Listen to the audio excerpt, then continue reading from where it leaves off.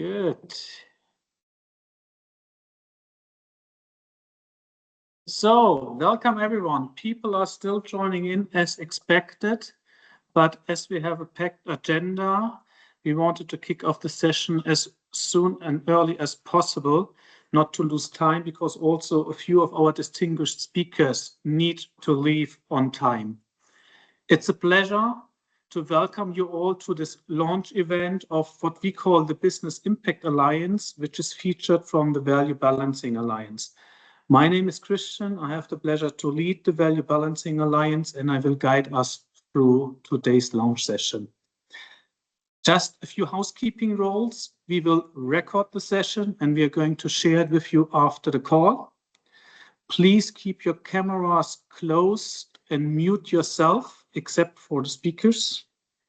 And please use the chat function throughout the call. If any questions are coming up, we will collect them. We will post them to the speakers still around, but we will also have a Q&A session at the end of this meeting, where we are also asking you to speak up or in the end to put your questions into the chat function. Again, it's a huge, huge pleasure to have all of you here. Thanks for your interest, and I hope we can share with you in more detail what we are heading for with this Business Impact Alliance.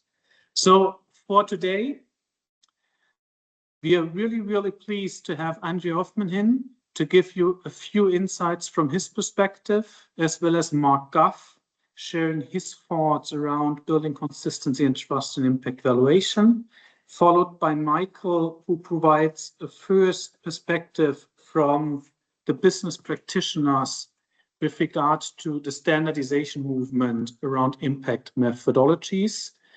And then we get a sneak preview from a few selected speakers, what we are intending to do with you in this Business Impact Alliance throughout this year.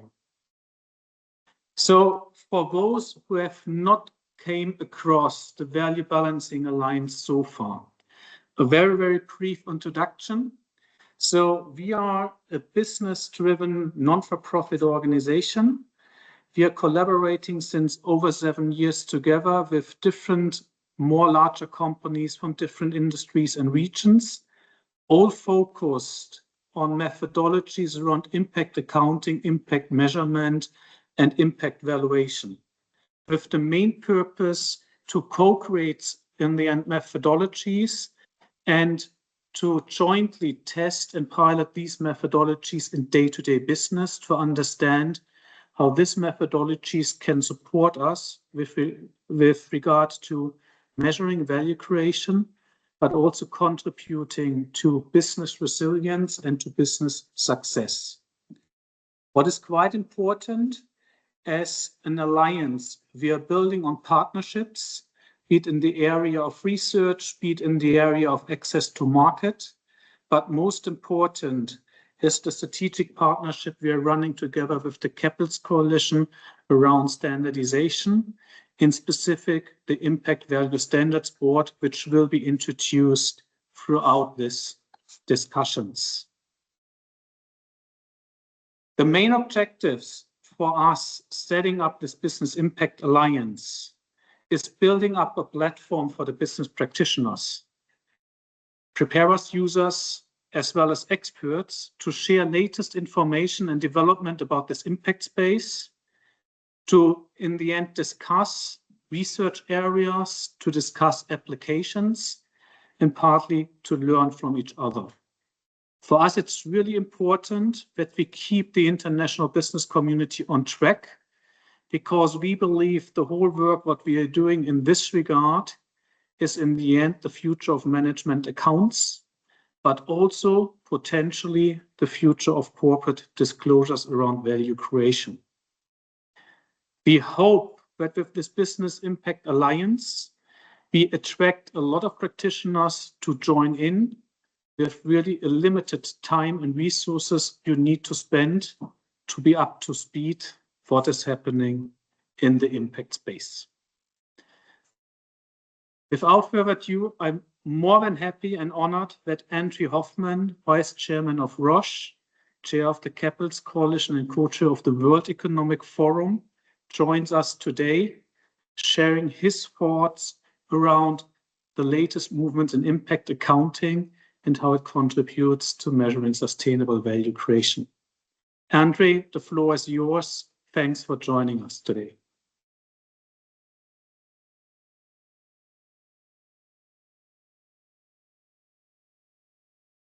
I think you're on mute. After all these years, my microphone is muted. I'm sorry. I'm back with you. Thank you very much, Christian, for this very kind introduction. And I am, of course, very excited to be here with you today. This is a significant step forward into this agenda we've introduced or started working on some years ago. Businesses of the future will have to be measuring performance in a better way than the one we have been doing so far. The financial accounting, even the management accounting, is something that gives us too small a view of what the business is about, and we need to make sure that we increase that. In fact, we need to rethink what it actually means to measure business success. Business success is not just increasing the bottom line, although it's an important part. It's also making sure that we manage the global goods of the company, the global commons of the company, in a way which will maximize the return for everybody concerned, for every stakeholder, and not only for shareholders. And this will increase resilience, and I think it's important that we insist on resilience, because companies are not just navigating on the big sea. They are actually part of society, and it's very important that we understand that business operates inside society and not outside of it. Basically, when I was at business school, I was told you manage what you measure. So if you measure the right thing, we might manage better. And managing better, we need to, because things are looking a little bit complicated in many parts of the world.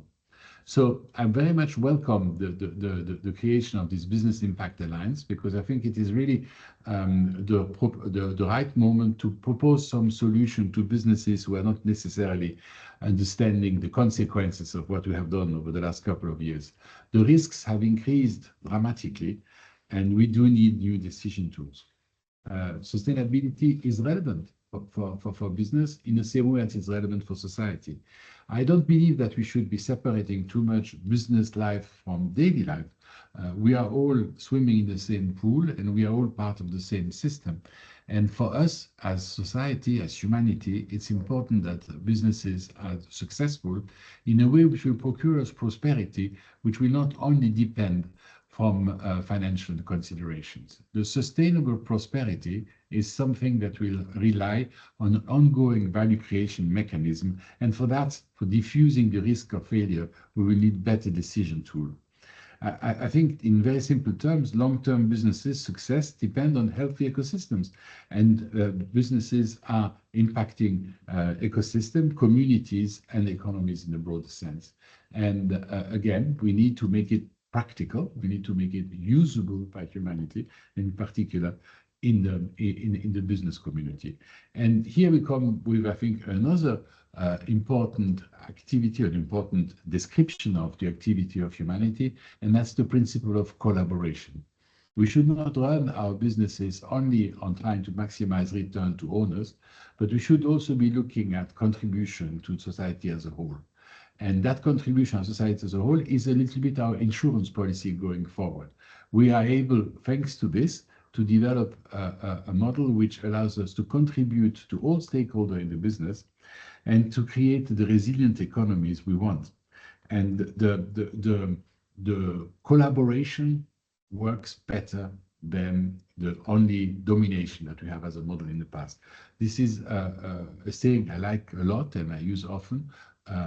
Domination is always failing, where collaboration always dominates. Sorry, collaboration always functions better than domination. When we were in Davos, I talked about collaboration always trumps domination, but I think it's a bit of a dangerous word to use, so I'm not using it. But the goal is to move towards a system where value creation for business, society, and nature are taken into account at the same level. Business, society, and nature. And I think that's really where I would like to leave this short introduction. Christian, thank you for bringing us together around these themes. Thank you Thank you for starting this Business Impact Alliance. I'm particularly excited as chairman of the Capitals Coalition that we can contribute, thanks to the Value Balancing Alliance, to go closer to businesses, because I do believe that businesses are an important consideration of what we are trying to achieve. And I think that in the long run, society as a whole will be better positioned for resilience and for managing future risks if we do look at this in a holistic perspective. So let's be clear. If we look at the three big capitals, the social, the human, and the natural, what we are trying to do here, the success we're trying to bring about, is impacting the three capitals. And because it is impacting the three capitals, it is important that we have this balance mechanism in place. If that's all right with you, Christian, I will leave it at that. First of all, Andre, many thanks for your insights and your thoughts. If I get this right, you're talking about the role of business in society, and to build up a resilient business model, not just about looking into your traditional financial success, it's also about thinking about your impact on nature and society. So may I give you one or two questions back? The first one is, as the vice chair of Roche, I know that you're working a lot with the company around these kinds of thinking, but what would be your vision around 5 years' time, how companies should measure value creation, and also how they should disclose or communicate around value creation in the future? Well, thank you for the question. Maybe taking one step back and going a little bit higher up, Roche has a purpose. The purpose is doing today what the patient needs next. Our business is trying to help the patient and try to help the patient by providing ways of improving diseases. So we want to, diagnose diseases, we want to stop them, and we want to cure them. And if we want to be able to do that going forward, we are going to need instruments which are a little bit different than just the financial returns. Now, it's easy to say that for a pharmaceutical business because our business is to help life. And managing a company only based on financial consideration is neglecting life. The typical example is the example of the tree. The tree is not worth just its weight in wood. A tree is alive, and it is worth more than just the planks you can get out of it.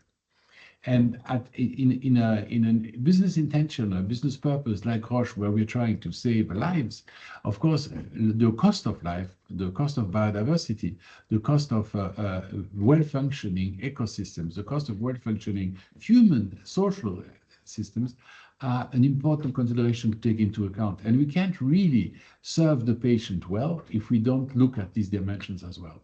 So in 5 years' time, I think we will be able to provide more data to our stakeholder to explain how we are using these three capitals in a way that is cohesive to value, and that helps us to create results which are not just financially profitable, but which are also much more resilient. We're going to have more robust result because we take into account impact.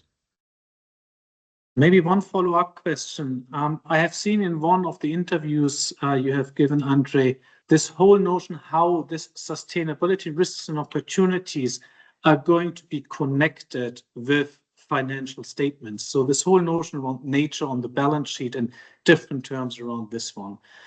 If you're thinking now about steering a company like Roche, what do you think? Where do we need to move as businesses, as we have the discussions in the Value Balancing Alliance with all of them? How do we link in the future the sustainable risks and opportunities with financial performance? Well, I think financial performance should not be the one in the front. Financial performance should be the consequences of an understanding of what the risks and opportunities of the business are. The consequences of what we are doing in terms of investment decisions, in terms of allocation of resources, in terms of use of know-how, in terms of building of value chains, all these considerations which we consider as being the management of our company should not be taken into isolation. They should be taken as part of a system. And that system is relying on the three capitals and on the three capitals approach. So a company that is able to navigate the constraints of the system in which it operates in a way which is conclusive to value creation for all the stakeholders, by definition is going to be more resilient and is going to be better equipped to look at the risk coming forward. So in a nutshell, we will not be able to run a company for the patient if we do not take into account a complete approach of what it means to be active into this field. We were talking about collaboration and domination before. We should also talk about the way we use natural resources. For those of you who know my biography, my background is much more in nature and nature conservation, as we used to call it, than it is in accounting. And so the idea that to be able to say that we can use tools like accounting and tools like measuring outside numbers to be able to better manage the global common that constitute our impact on the ecosystem is, I think, a very important consideration. And the real resilience, the real capacity at increasing the better use of materials as we want to do, the best way of maximizing our supply chain is to make sure that at each step of the way, we understand the impact of what we're doing. Andre, I know that you need to run soon, so wholeheartedly, we'd like to thank you for your insights, for your visionary thoughts, talking about the maximization of value creation for the company, but also for society and nature.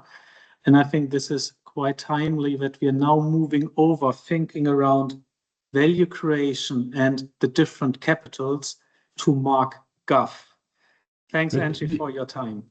Thank you, Christian. Before we ask Mark, just to make sure, I wouldn't like to sort of say we're doing this for society and nature.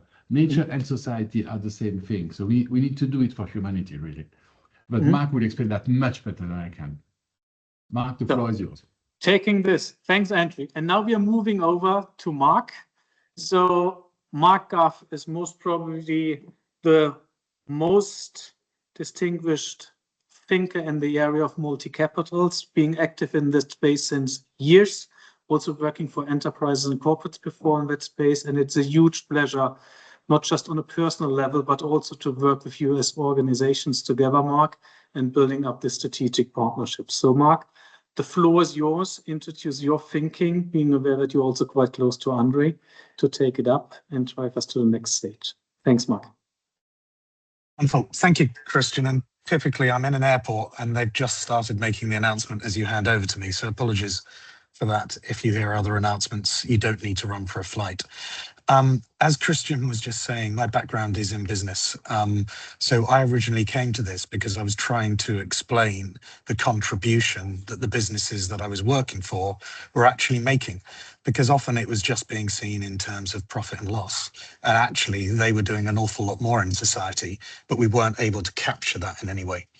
So I came to this very much from a business perspective, and couldn't find the best way of actually bringing all of that together. So joined up with many others who had been looking at this for many years, many great minds out there from Bob Constanza, Pavan Sukev and various others that had been looking at this work to form what initially was TEEB for business, and then obviously became the Natural Capital Coalition. And more recently, after we united the natural, social and human capital bodies, those three capitals that Andre was talking about, we created the Capitals Coalition to take an integrated approach to this. So very much coming from a business perspective, which is why I've taken this opportunity to join you today, even though I'm on transit in between places, because this is at the heart of all that we're trying to do, is trying to get that business language, get this work that many have been working for many years into the way that businesses function. The work that I first started doing before I came to the Capitals Coalition, this total contribution work, brought together 40 different approaches. And at the time, this is about 2012, there were only about 40 different ways that you could look at this. All of those came together as part of the Natural Capital protocol work. That fed into the development of a protocol application program, which was sort of the precursor, Christian, wasn't it, to the work that you were doing, the work that you've done at your company and various other companies coming together and looking at that. And VBA, since the very beginning, for the whole 7 years has been on the advisory panel of the Capitals Coalition and involved very actively in this work. What we're coming to now, though, is a period of time where all of this is being consolidated. We're in the M&A period. All of you coming from businesses will know that you go through periods of growth, then you go through periods of mergers and acquisitions. We're in the mergers and acquisitions period now, where actually we're aligning a lot of this work. So where there may have only been 40 different approaches in 2012, we're now over 200 different ways that you could do this, and that can be really confusing. The good news is that Christian and I talk almost every day, and actually there is no difference. If you're working with VBA or you've been working with us in the past, it's the same models, it's the same piece of work. So although there may be different names around out there, have faith that actually a lot of these organizations are working very closely together, and we're going to help to make that even easier for you going forward. And that's a key part of this Business Impact Alliance, is to give you the access into all of these things that are happening. And things are moving really fast. Even 6 months, 7 months ago, we were in a position where we were starting to supply still the market with the solutions.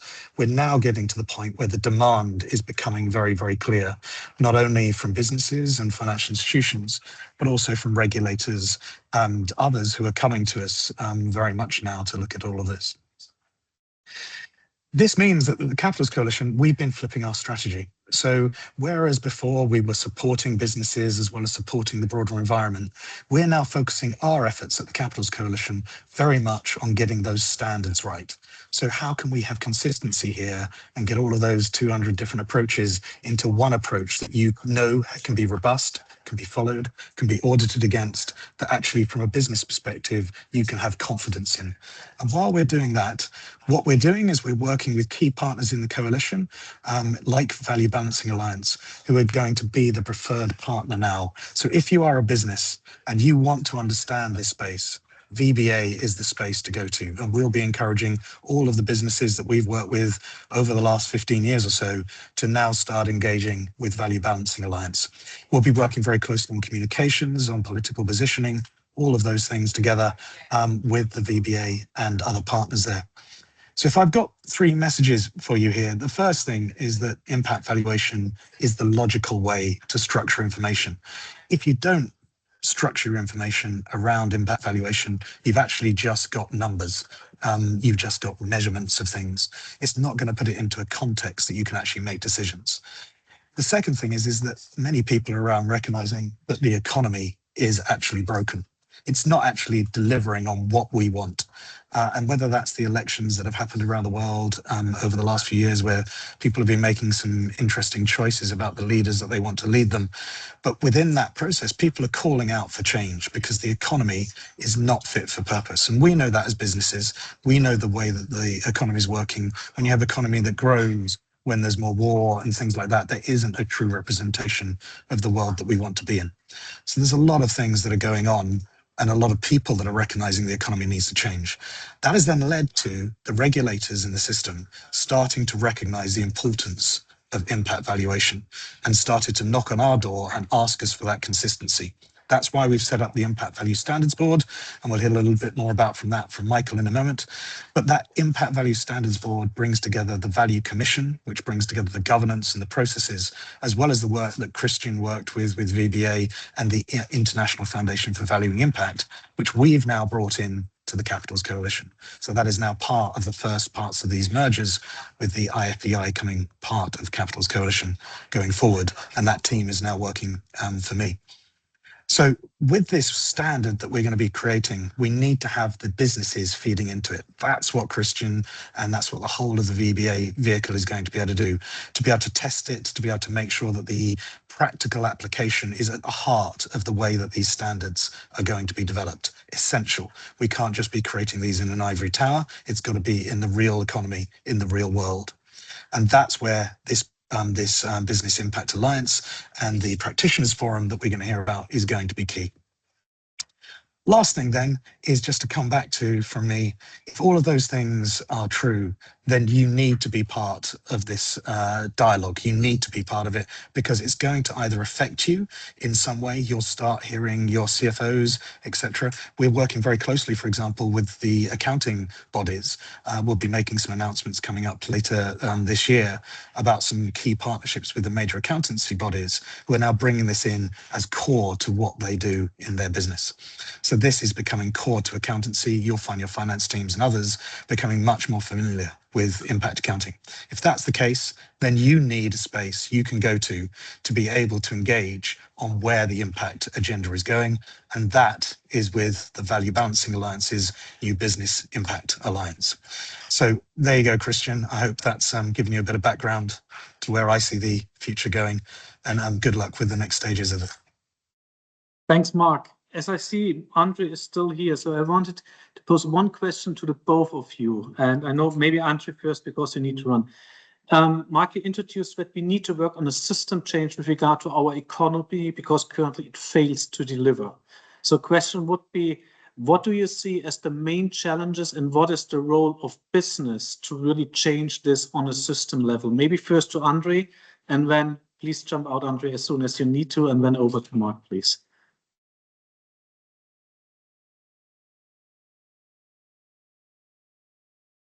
I think Mark has left us already anyway. No, he's at the airport. I'm not sure. Anyway, I think we should not sort of try to single out too much business from society, as we said before. I think that what we're really talking about here is the definition of success and how does success function. And if we can better understand how we can maximize the inputs that we're putting into a value creation model, we can come out with more robust results.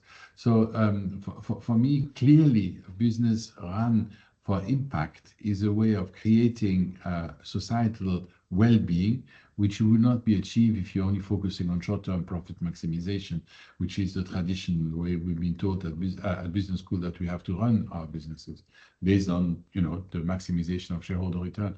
And I think that is a lesson we can get from pragmatism. And thank you, Mark, to have mentioned our recent merger. The fact that we're able to bring together different competencies, different talents around the value creation process can only work if we can bring people together around common, measurable, tangible, resilient outcomes. And that's what we're talking about. Thanks, Andre. Take care of your health. I think you're close to a few medicines.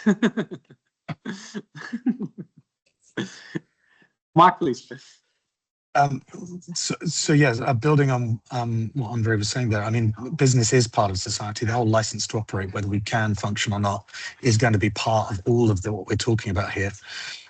I think also, though, for us, it's got to be that we have the testing, the piloting, the proving that actually this is going to work. So we've got companies at the moment, maybe even on the line today, where the CFO is starting to build into all CapEx, OpEx decisions that you have to include all of the capitals in that process.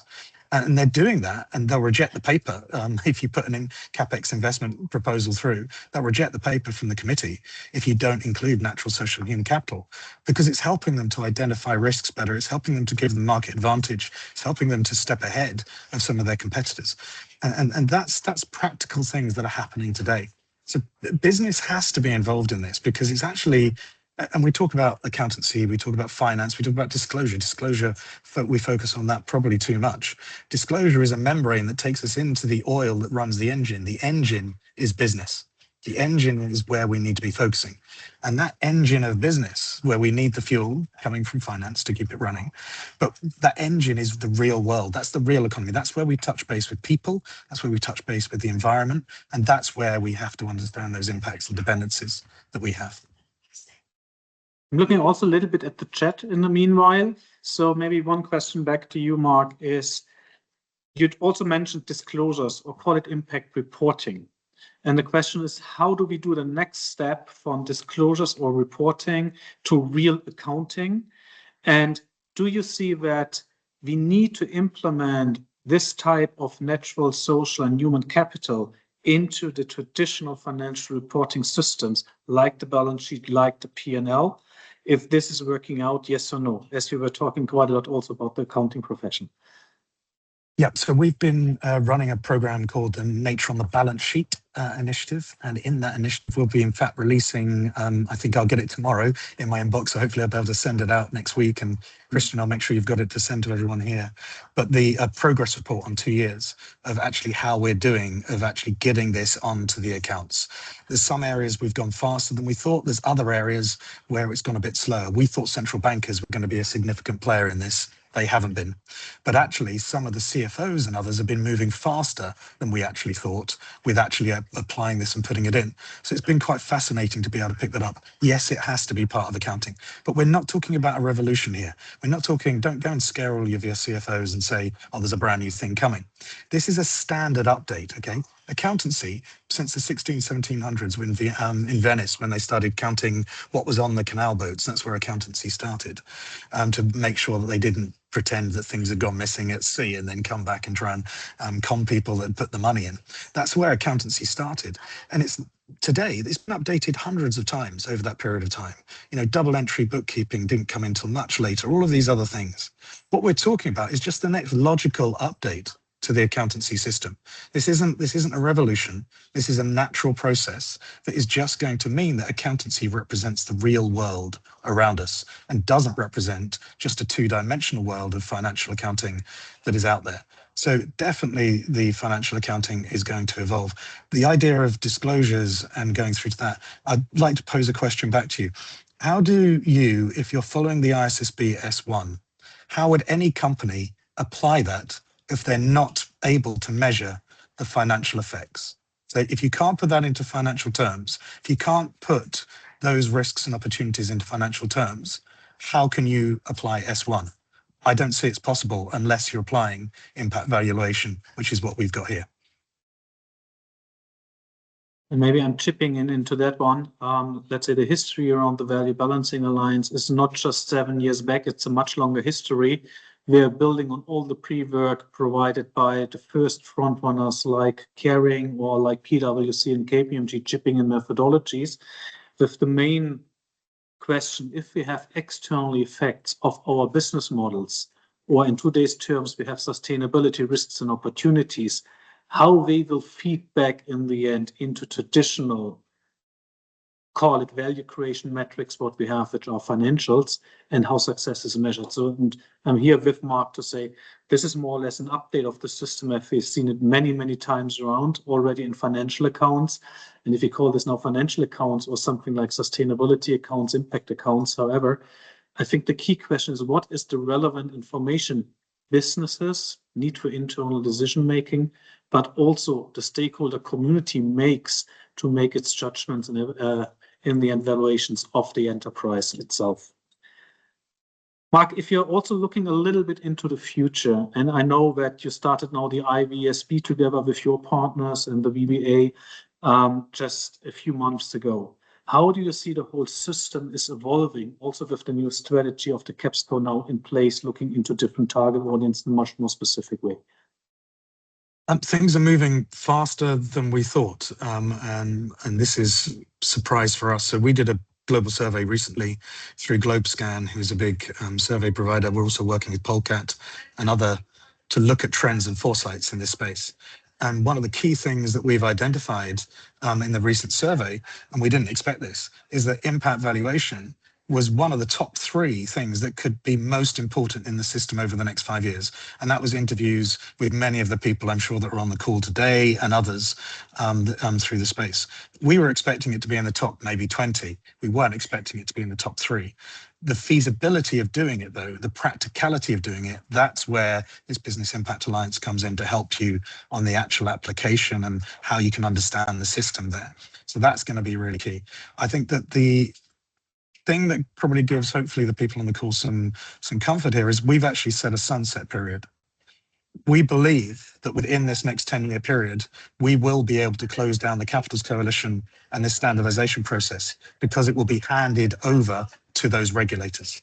The regulators in the system, whether it's financial regulators like Prudential, whether it's the Bretton Woods institutes that set the global framework, such as the World Bank, IMF, or whether it's COSO internal management, where you're looking at your management controls, or there's some of those disclosure standards. We believe there's so much interest from them at the moment in this because it adds so much value to the businesses and to the investors that actually we'll be able to close down and hand it over to them. And we're really confident about that at the moment. Maybe final question to you, Mark. You have said your intention is to close down the Capitals Coalition in 2035, so you have 9 years to go. Where do you see the main challenges to be successful coming up in the next 2, 3, 5 years?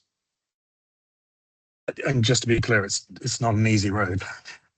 I know the working in business as well. I mean, I know that when I took proposals to my senior board or my non-execs, etc., the amount of pushback you get, the existing norms that are in place that we've got to change. There's a lot that needs to occur over this next few years, and I'm not being blasé about that. I think, though, that what we're offering here through impact valuation is such a big addition to where we are. And particularly, I mean, AI is going to help us no end. There's no way when we started merging the natural, social and human capital coalitions together 5 years ago, it was even possible to think about collecting that much data in this short time frame. With AI and machine learning, it is now. What we need, though, is the governance and the structures around that. And that's where the Impact Value Standards Board comes in. We're starting to put the rules around it. Financial accounting, as you all know, is how we select numbers, we put them into a governance process, then we trust them. We're doing exactly the same with impact accounting. We collect the numbers, we put them into a governance structure, and then we actually use them for that decision making. And that governance process, the standardization, the consistency, that's what we've really got to focus on now. If we can get that, you will see products and tools coming onto the market from new financial institutions that will drive the money back into those organizations that are doing it. And we've got some that are lined up. The forestry project we're doing at the moment, forestry, the cost of financial capital for them is exactly the same level as extractives. I mean, if you're a forestry company on the call, you'll know that the cost of capital is the same as in the mining industry, and yet the returns are lower. So what we're doing is we're producing reports at the moment and accounts that are showing the extra benefits that forestry brings, with the question to the investors, are you willing to lower the cost of financial capital to those companies? And they're saying yes. So this could be a massive change in the market about how we see investment going into that sector. We've got other sectors now lining up behind that as part of that nature on the balance sheet initiative. Those sort of things will be happening over the next 6 months, a year. And I think we're going to find them happening quicker than we think, particularly, like I say, with AI and machine learning in place. It's speeding this whole process up massively, and the regulators know this. Mark, many, many thanks. Also joining in today between the flights. So have a safe journey back. Thanks for your introductory remarks. And I'm quite sure we see you soon around in this community again. Looking forward to touch base with you quite soon. Thanks, Mark. Have a safe journey. If questions are coming up in addition, we will forward them to you. So Mark was talking around governance structures and standardization, which is heavily needed in the end to drive this work forward, also in the end to assure a system change with regard to our economy, also looking into how we can more and more integrate external effects of our business models into core decision-making processes, but also, as Andrew has put it in the end, how we are measuring success of companies. So thinking around ways also around of internalization. I'm now handing over to Michael. Michael is our VBA head of methodology development. And Michael, please introduce the current state of thinking around impact accounting, measurement and value creation, around standardization, how to make it as pragmatic as possible, and also a little bit around the collaboration we are running with our partner Capitals Coalition in this regard. And I see that questions are flying in, so maybe throughout your presentation you can tackle on the one or the other. We will have certain time during the Q&A also to pose some of these questions to you. Michael, the floor is yours. Looking forward to your presentation. Thank you, Christian, and also hello everyone from my side. Yes, so before I go into the standardization, I want to briefly introduce, we mentioned now several times impact accounting, I want to quickly make sure that everyone is on the same page here, what that actually means. And here to give you a very easy example. So when we're talking about impact accounting, we're talking about translating existing quantities, existing metrics, and measurements in sustainability or sustainability data that you're collecting, and translating that into costs and benefits to society. So taking really the existing reporting metrics from what we are now all collecting for meeting the upcoming and existing reporting standards, such as tons of carbon, cubic meters of water, incidents with regards to occupational health and safety, and to then translate that into monetary values. That's done with something that we call value factors. So the impact accounting methodologies that we have developed in the past with the International Foundation for Valuing Impacts, now hosted in the Capitalist Coalition. This is where we do have easy multipliers that match with the metrics that we are familiar with from reporting. And that helps us then to really translate that, to make sure that we're combining all these different metrics in a way that we're making them comparable and having not just a very broad number of metrics, but just one money value, so to say, that is expressed for each topic, so that we're making sure that we're able to compare, that we're able to understand the magnitude of the different topics, whether it's a social and environmental topic, and to make sure that those are really easy to grasp also for decision making. You can see here an example, such as the tons of carbon multiplied with what is called the social cost of carbon, and then you do have the monetary values for the impacts associated with CO2 emissions. What comes next is, of course, there is a multitude of different valuation techniques, and this is where the partnership comes in, and what Mark was mentioning also, that we consolidate right now. So if we're moving to the next slide, you can see that this is at the center of this partnership to really change the system, to consolidate the system, and on the one hand to have the standardization, which is done by the Impact Value Standards Board, the IVSB, that was now mentioned multiple times already.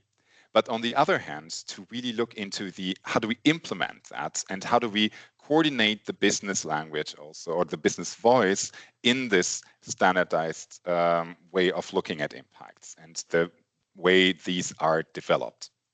So this is really what the VBA is now doing, is to coordinate this business community consisting of the corporate preparers, of financial market actors, of the consulting and assurance providers, and to really make sure that this perspective is also understood and heard in the development, so that we do have practically applicable standards. And as mentioned also before, our aim is really to have that being taken up by 2035 from policymakers, regulators, and other standard setters. So this is really where we are trying to then make sure that this is handed over. If we're moving to the next slides, just to give you this overview. So in order to really manage our business community here and to really have this standardization process easy, accessible also for the business community, we have launched the Impact Practitioners Forum.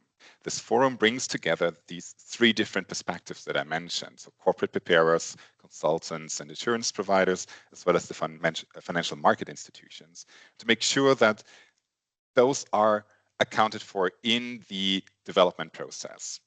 We do have, therefore, a strong interaction with the Impact Value Standards Board and the Impact Practitioners Forum, but also with other standardization initiatives which are also available at the moment, or like actually taking up speed, including the OECD and ISO where also further standardization is currently happening on how we can capture value creation and erosion from externalities, from impacts.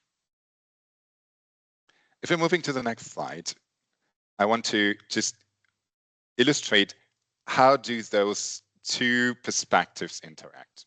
So if you're looking at the right-hand side, you see the IVSB, which consists of very different stakeholders, including business representatives from corporate, from financial market, but also from academia, civil society at large.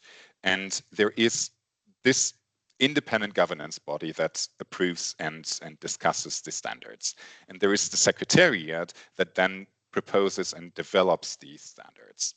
And this is really the two interfaces where we have also the interconnection to the Impact Practitioners Forum. So on the one hand, we do have our practitioners, which are partially represented in the IVSB, but of course we are here talking about a vast community of businesses. So therefore, this is something where we're bringing together more than just the IVSB representatives of business. And we do have the technical team of the VBA, where we take the existing and upcoming working drafts and standard documents, which are very technical, and we're translating that really in a more digestible way to make sure that the key elements then can really be tangibly discussed also by the practitioners, that the implications become clear of the proposals, and that feedback of how far that is feasible, or also where there might be some challenges, that this feedback comes back to the IVSB, and that this is then also accounted for in the way how these standards are designed. Moving forward to the next slides. How is that now helpful for you as well, also here in the Business Impact Alliance? So not only we make sure with this kind of process that you do have impact accounting standards which are actionable, which are reflecting what is really helpful for decision making on the corporate side, as well as also financial market side, and that those can be assured. But we will provide also for each of the standards some application guidance from this Impact Practitioners Forum. So to really help implementing these standards to make sure that they're easy to use. And so we are complementing these standards with some application guidance, as well as also that we do have position papers then on the business perspective to really feed the overall insights from applying these standards and the proposed standards, what we often refer to as exposure drafts, and to make sure that this finds its way into the standardization process as well. You will also, as members of the Business Impact Alliance, then have access to regular updates on the standardization process, as well as also getting regular updates on the other standardization initiatives that I mentioned from OECD, ISO, and so on. So that's in a nutshell how the overall standardization is working, how we're teaming up with the Capitals Coalition really to make sure that this is, on the one hand, the standardization, on the other hand, also making sure that this is actionable, and that we're here also equipping the business community in really using that and really also testing it and applying it. With that, back to you, Christian. Thank you, Michael. And we will follow up in the Q&A with a few of the questions which were put into the chat. So have a pre-read, get prepared. Something is coming back to you. Yes, sure. Happy to. What we want to introduce to you is today what we are heading for with this Business Impact Alliance. And just to bring it into context, we have said this before, the VBA is in place since over 7 years. And we have started with a selected number of corporates investing a lot into, in the end, speeding up this process around impact measurement, impact valuation, and impact accounting, building up partnerships also with the Capitals Coalition. And you have heard from Andrew and from Mark how important it is that the business community is getting engaged in this process.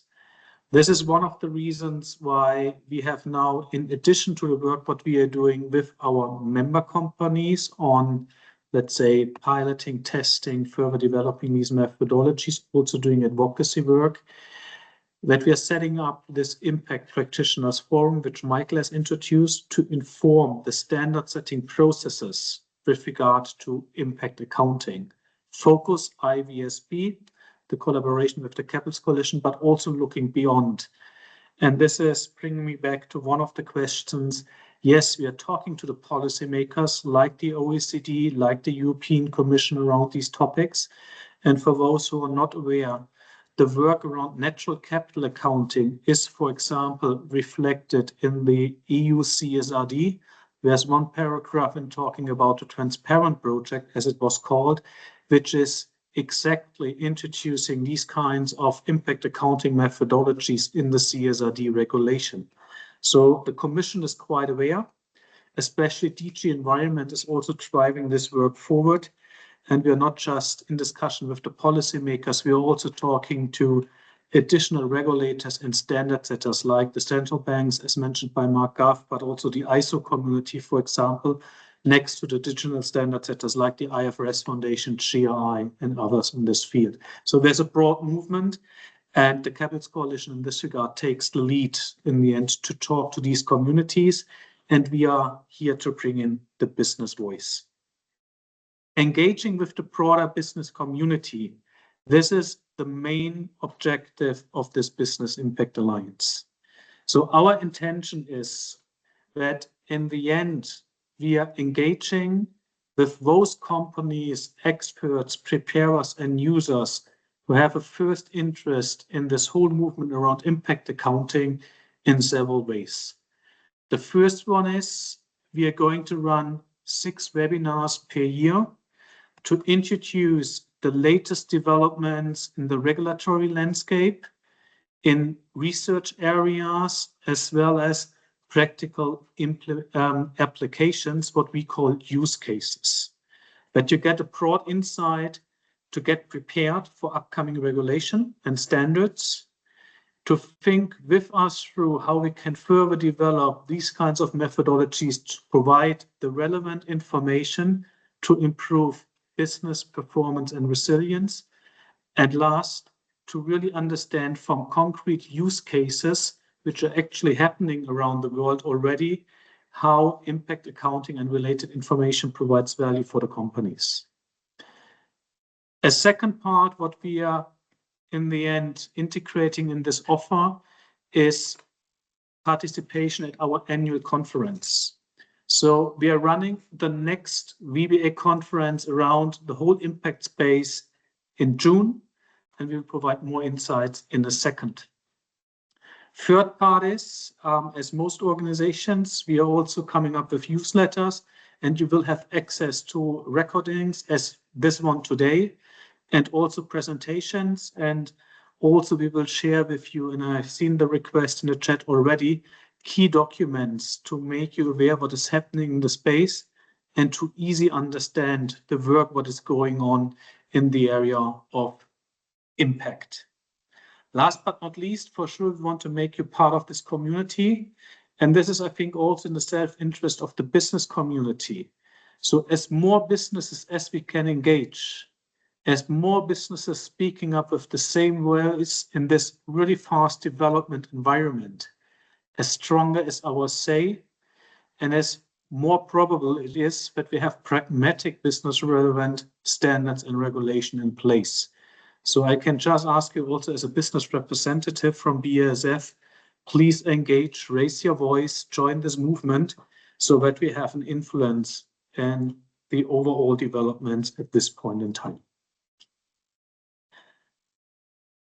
Looking a little bit into the path forward, and here we're now talking mainly about the engagement sessions. So we are planning mid-April, the first webinar, and you get a glimpse what will happen in a second.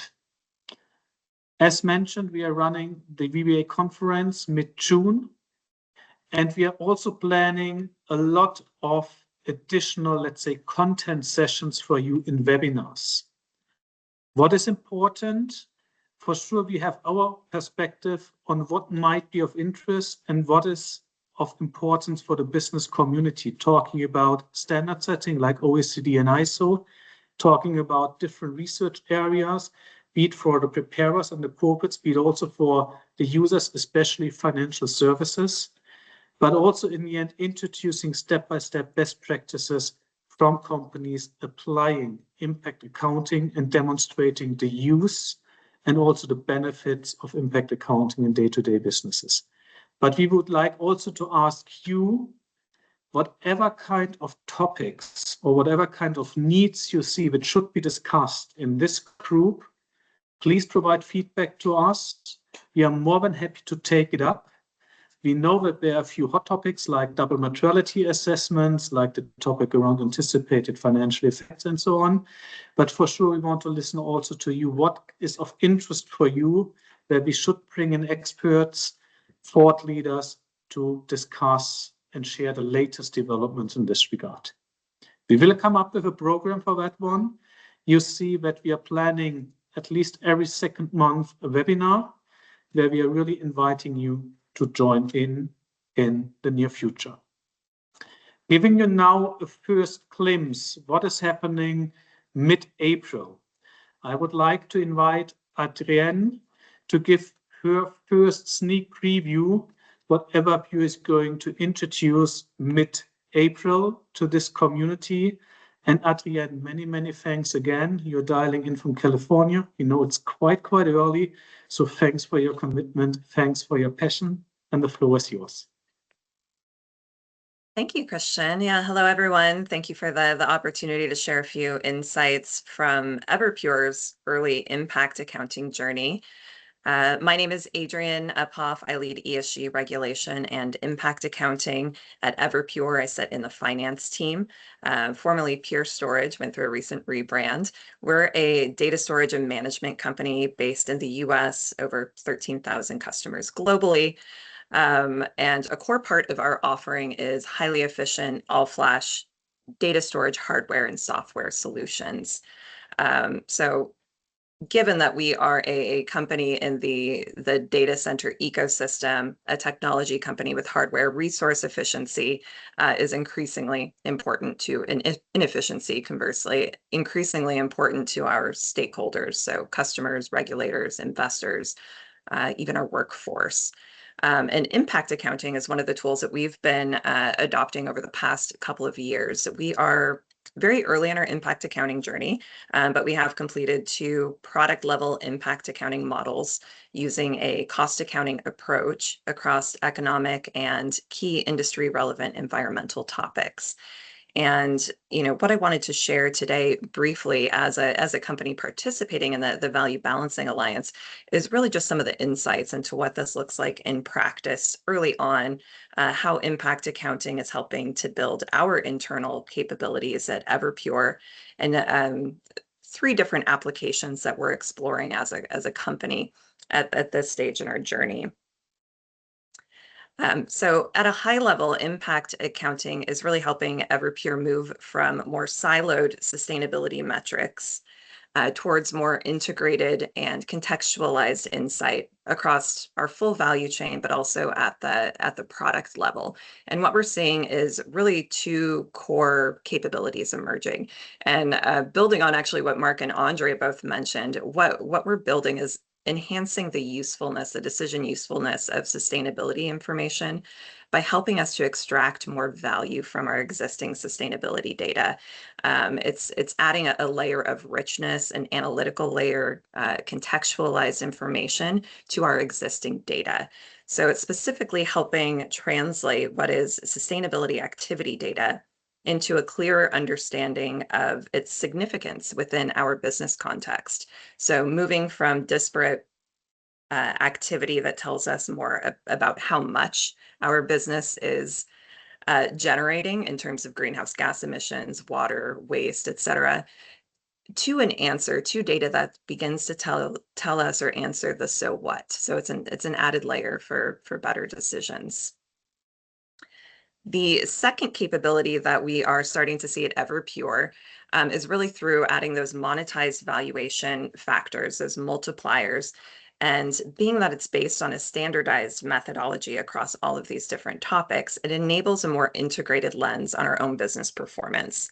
So it's insights that are more comparable, it's performance that's holistic, and this is a really practical use from a business perspective. It's allowing us to aggregate impacts across different environmental topics so that we can start to talk about our total impact, whether that's across a business unit or a product family. It's enabling us to evaluate trade-offs that were previously hidden. Factors that are typically considered in isolation, we can now look at apples to apples, and allows us to better connect sustainability performance to our product performance, to our financials, and ultimately to our stakeholder value.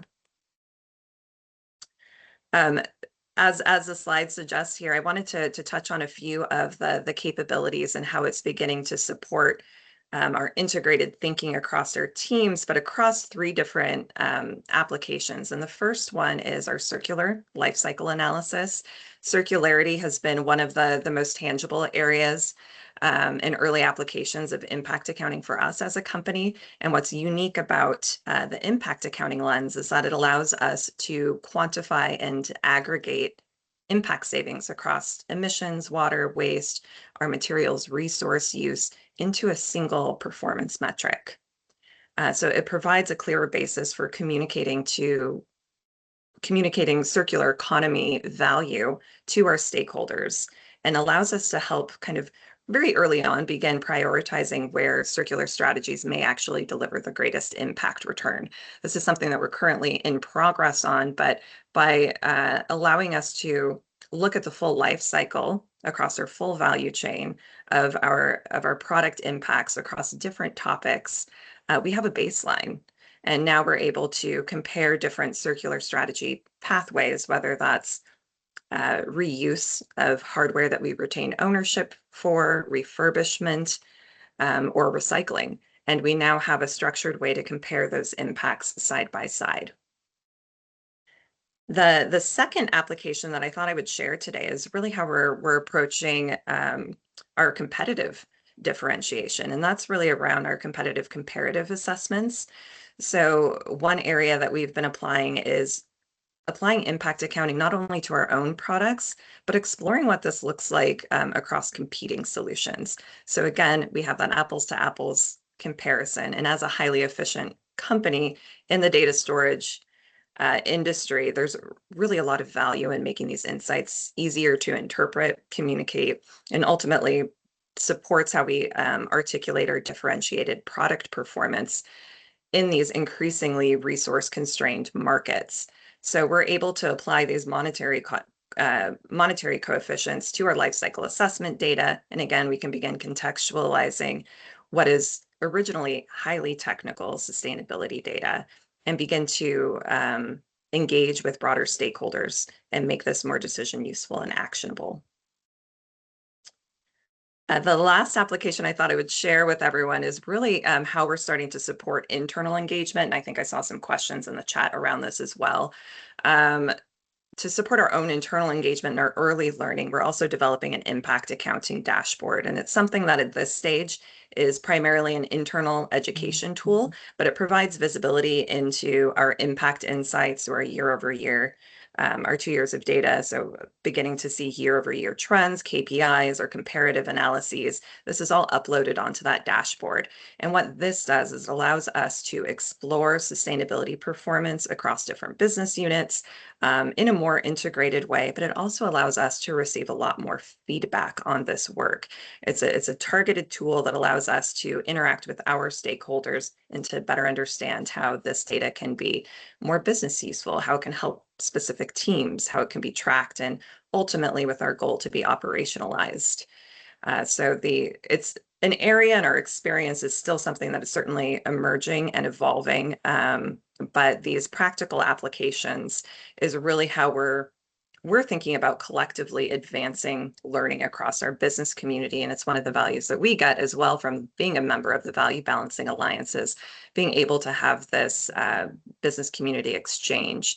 And I think the last thing that I would note here is that impact accounting, I think it sounds complex to a lot of people, or it sounds like a whole new process, but ultimately it's not a replacement for your core sustainability data. It's adding an analytical layer to the data that you already have and that you're already collecting. It helps contextualize the impact. That's so what, and enables a more holistic understanding of your business performance and ultimately driving more value. So for us at this time, it's really about building internal capability to connect sustainability and impact insight more effectively and more directly to our business relevance and ultimately our long-term value creation. Adrienne, many thanks for this first sneak preview. And I think for the audience, you see how advanced Everpure is already in the end with regard to different applications and understanding where the information or the analytical layer, how Adrienne phrased it, is bringing additional information in the end to improve internal decision-making, engagement, but also market differentiation. And these are in the end the use cases or the best practice examples, what we would like to share throughout these webinars together with you, but also at our conference, that the practitioners starting to understand where impact accounting and related information really improves your business in the sense of business success, resilience, and value creation. Now moving over to a second sneak preview, which is provided by Chun-Suk from SK, a Korean conglomerate working in the space of impact accounting since many years already, quite a lot of research in the background ongoing, and also quite a lot of implementation and use cases already in place. Chun-Suk, please. Hello, I'm Chun-Suk Lee. I'm a COO of the Value Balancing Alliance, and I'm also seconded from one of VBA's member companies called SK. SK is a South Korean company that has many subsidiary companies in various industries, including energy, chemical, telecommunication, and semiconductors. So in the next upcoming BIA session in April, I will introduce SK's experience, activities, and its whole journey of measuring impact. Back in 2017, SK started to think that measuring only economic value is not enough, and financial statement is missing many important values that SK creates. So SK started to establish its own system to measure social impact. So we call it like a DBL, or double bottom line. So basic concept of DBL is measuring social value as well as economic value can contribute to resilience of SK or business innovation of SK and happiness of society in the end. So from then on, around 15 subsidiary companies inside SK Group, they have measured the impact annually and communicate the result of this impact with Korean media and other stakeholders.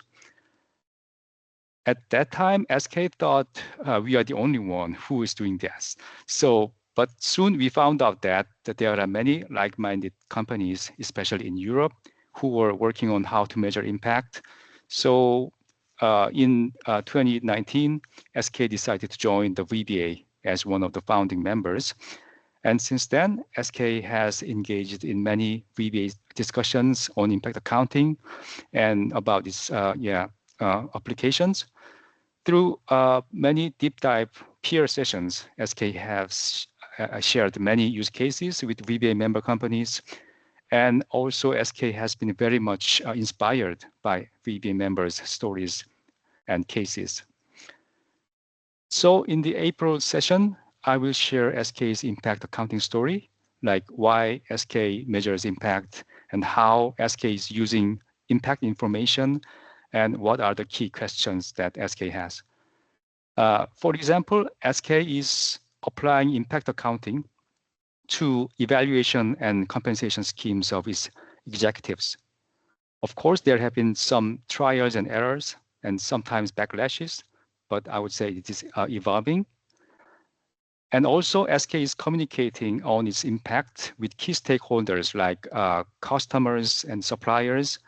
And SK is looking into how this communication with monetized information is changing business discussions and business decisions.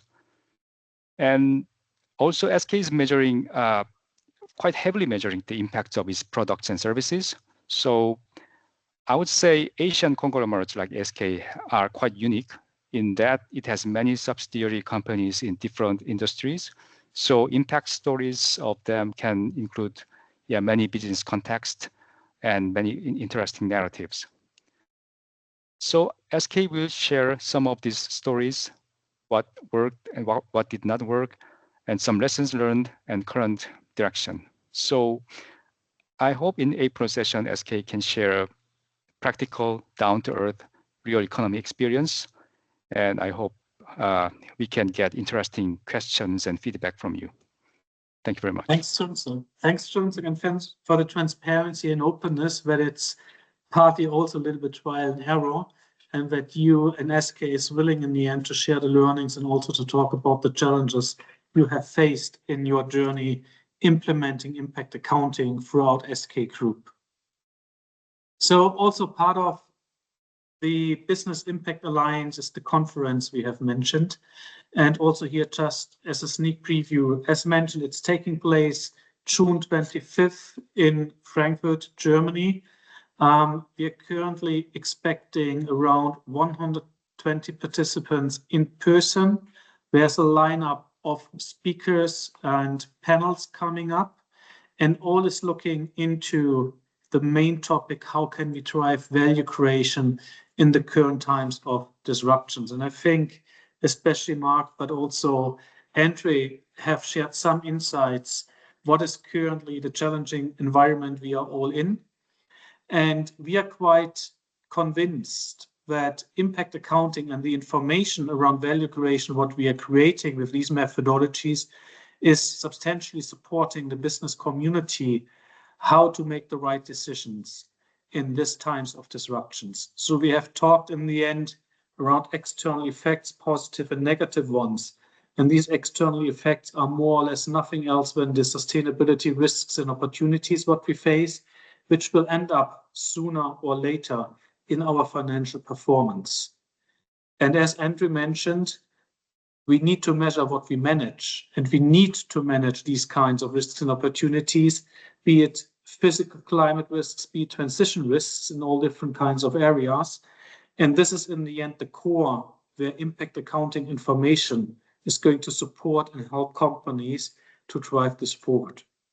So the conference will tackle these issues, but even more important, next to the content which we are sharing throughout the conference, is the networking. Talking to your peers, talking to different kinds of experts, talking to the practitioners, and understand how they are driving this work forward, building up a community to drive a new thinking around value creation in the market, with the main ambition to change the economic system in the future. Key question for sure is how you can engage in all of this. And for that, the key go-to person is Thomas. And maybe Thomas, now a few minutes to you before we're entering the Q&A session to explain to the community how in the end best to engage. Yeah, thank you very much, Christian. Thank you all that have explained what impact accounting, what value balancing is about. And as Christian has stated earlier, this offer, the Business Impact Alliance, is meant for those who have a first interest in impact accounting. And it is meant to enable you to make a well-funded decision if you want to implement impact accounting for your business. And therefore, I'm happy to introduce very briefly into how we organize this. It is a program with a duration of 1 year, which is renewable. The location is virtual, so it's organized in webinars mainly, and the online participation to the VBA conference that Christian just explained. It is in English language. The cost of it is a fee of 5,000 euros annually, and the whole program is about to start on April 15th. What does it contain? The webinars we have explained here, the 6 months where you also can vote, which will be the topics, and that on April 15th provides the possibility to you to hear more into depth what Adrian and Jun Suk just introduced, how this is working in their companies. As said, the online participation in the conference with the networking possibilities. You will receive also material, information material and update material of what is happening throughout this year in the impact ecosystem and on regulations. And last but not least, you will be part of the VBA organization as a group of front-running companies in this impact space. So we'd be very happy to welcome you in this Business Impact Alliance. And for those who now are already convinced, this is the call for action, because the first 20 of you will also receive an in-person invitation to the VBA conference. So those who are already convinced, start now. Let's get in touch. You can see the email address here, and we'd be very happy to have you in this program. Having said this, if you have other questions about the offerings of the VBA, as said, this is a first step. If you are already convinced, you say, well, we are very interested now to really implement this into our business, please let me know. There are many other engagement possibilities at VBA, and I'd be more than happy to introduce you to them. And with this, back to you, Christian, and to the audience, giving you the possibility now to address your questions to us. Many thanks, Thomas. And just as a first feedback, for sure, Thomas, but also we in a follow-up will share more information around the different engagement opportunities and the new acronyms which are always flying around, which in the end is this Business Impact Alliance, what we're introducing today as, let's say, more building up in the end the community and information sharing about the latest trends and developments. Then the second one is this, what Michael introduced as the Impact Practitioners Forum, which is really meant to raise and coordinate the business voice in the standard setting movement around impact accounting methodologies. And for sure, on top, if you are interested to join the peer community, how this information can be measured, or how impacts can be measured, how impacts are relating back to enterprise value, and how best to integrate in the companies in a shared learning experience, please reach out. This is what we are doing directly with our member companies in specific. Now, for sure, also, we are going to share the slides with you. We are going to share with you information that you have requested, which is around where can you download these kinds of value factors, where publicly available. We're going to share with you the link to the CSRD regulation, where this transparent project is reflected, as well as use cases around double materiality analysis. So some have been published, how companies are using impact accounting to come up with a DMA based on the ESRS regulations. We are also going to share with you key documents to more easy understand impact accounting and the related methodologies. A few questions from the chat back to the team. Maybe a first one to Junsuk, talking about the DBL or the double bottom line. Question came up, environmentals or nature, is it reflected, yes or no? Can you answer that one, please? Yes, I would say yes, it was reflected. So just like other impact account statements, so absolute negative impact of, for example, greenhouse gas, air pollution, or water consumption were expressed in monetary terms. And yeah, for some projects, the marginal impact compared to with other products of its competitors or compared to industry average, it was presented also. And the negative impact of this environmental aspect were not combined with economic values like revenue or profit, because SKs thought $1 in environmental aspect is not the same $1 in revenue. I hope this answered your question. And Chunsuk, we're looking forward to more details April 15, when we are looking into the narrative and the story and the journey of SK. Thanks for first response. Michael, maybe to you with a more tricky one, which was raised in the beginning around, does the whole impact movement has something like conceptual architecture, also looking into the connectivity of the different capitals and their integration, as we have heard throughout the whole discussion today? Floor is yours. Yes, happy to give a little bit more insights into that one. So we do have something that we call a vision for impact accounting, a document that outlines the goal picture of how we see future the future state of like having a comprehensive overview of different sustainability aspects. I'll put that in the chat as well. So our main idea is to really build on what is already done by a lot of the great work from the existing sustainability reporting standards, and to build on these metrics, to build on the topics that are covered there, and to connect it to impact accounting methodologies and standards, to translate these different topics in the way that it's more actionable and that we are understanding layer of information, so making sure that we capture that as well. Thank you, Michael.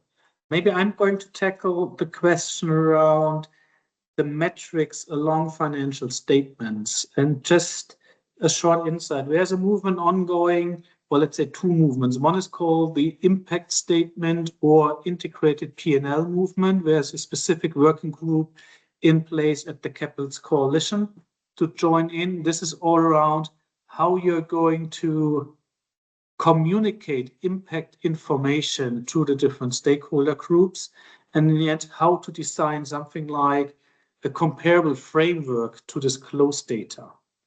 You have also heard from Andre and from Mark their first initiatives and movements, how to integrate this kind of information into financial statements, the notion of nature on the balance sheet. Within the Value Balancing Alliance, we have, as it is in these organizations, also a steering committee, which brings together CFOs, heads of accounting, and chief sustainability officers from different companies. We have exactly the same discussion. And the current status, what we have within the VBA, is to say the financial statement as it is should stay untouched, because it has a certain meaning, it has a certain history, and it provides information for a certain target audience. But there needs to be information next to the financial statement, which we would call an impact statement, but in the end is disclosing the sustainability risks and opportunities of companies across the complete value chain in monetary terms.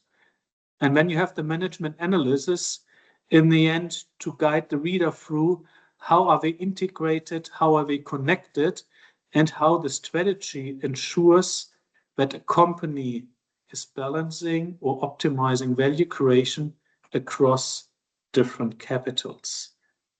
Saying this, we are in discussions with accountants and standard setters how impact accounting is building the bridge between impact information and related disclosure frameworks, between investor-related sustainability risks and information, and also the financial statement.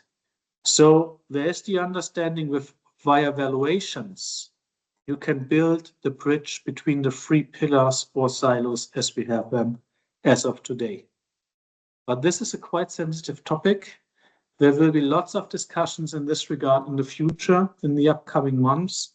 And this is for sure one of the areas where we want to engage with the business community to create a coordinated perspective, a common perspective, how in the end impact accounting methodologies, and just don't go back just to the methodologies, this thinking is helping us to connect financial information with investor relevant sustainability information and impact information and the related frameworks. Saying this, we would like to close this session today in time. I'd like to thank all of you for your interest. Please reach out to Thomas or to anyone else from the Value Balancing Alliance if you need further information.